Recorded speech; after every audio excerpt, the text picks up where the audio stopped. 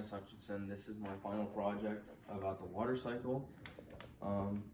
In this 3D model, I showed that the water cycle and the different ways that water flows through it.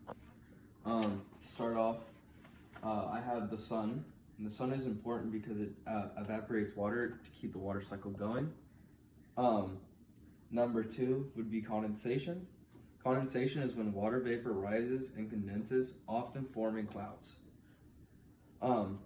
3, when condensation makes the clouds, it is important because this is how water is able to move geographically around the world.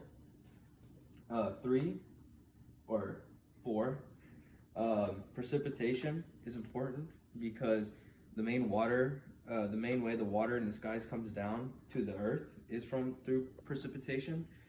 It replenishes places, lakes, rivers, and provides water for animals and plants.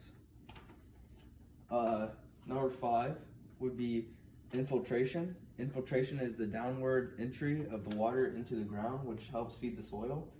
I also put surface runoff because I think it's important that surface runoff is on the water cycle because it ultimately leads to the hydration of lakes and also soil and plants. Number 7 would be groundwater. Groundwater helps to keep our rivers flowing. Groundwater is also important for human needs because it is used for U.S. drinking water, 50% of Americans. Next, the ocean or hydrosphere.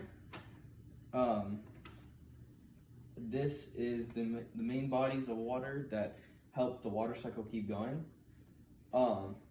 Number 9 would be transpiration. Transpiration is when water moves from the soil to the atmosphere through plants. This occurs when the plants take the liquid from the soil and release water vapor into the air from their leaves. And then number 10, to finish off the water cycle, would be evaporation. Water at the Earth's surface evaporates into water vapor, which rises into the sky, which is shown with the squiggly lines.